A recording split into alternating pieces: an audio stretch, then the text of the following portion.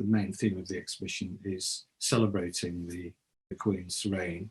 I know Monica Colussi, the curator, she's Italian, but she's always been a big fan of the Queen. She's written for 30 years. And she just wanted to really celebrate her reign because she's a very, very unique person, and she's done an incredible job as the monarch. And to do it for 70 years is incredible. So that's the theme of the exhibition, and I'm looking forward to having this piece there. And I think the exhibition is going to be really good.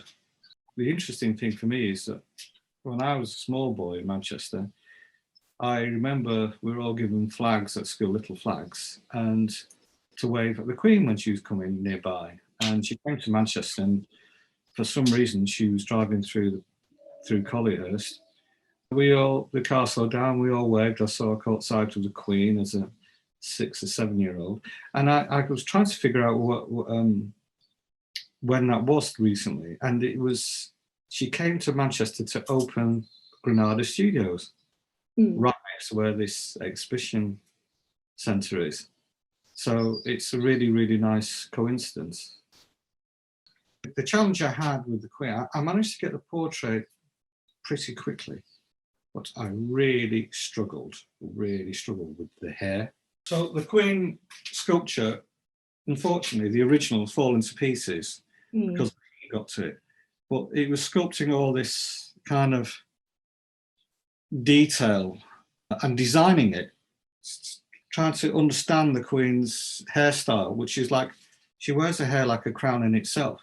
The problem is the fine detail on it as well, because when you're painting hair, I've designed it so it's a stylized thing. Again, doing things with your eyes and brain, but there's that much detail that on it. I just had to go on and on. People ring me up and saying, "What are you doing?" "I'm doing the Queen's hair."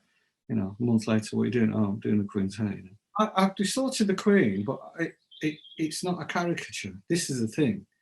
I've not, even though it's a distorted thing, it's a realistic portrait. And I've spent so long doing just the hair alone. I don't think she would find it offensive. I think she'd find it quite amusing and fascinating. The Queen, I think, is sculpted in a modelling wax called plastoline, and then it's moulded in silicon with a fiberglass case on the mould, and then I've cast them into fiberglass, and I paint them with acrylic.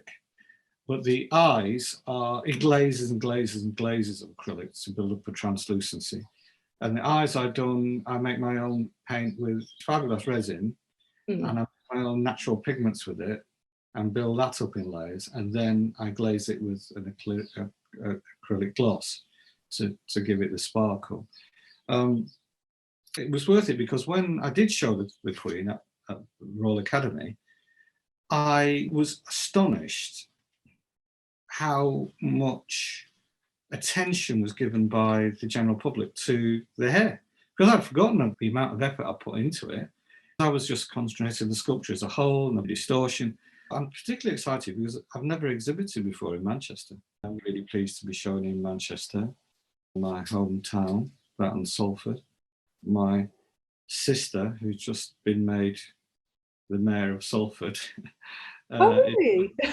Just last on Wednesday, on my birthday, she became mayor of Salford, which is an honour for her, and we're all very proud of her. And she will be attending, so that will be all very nice too.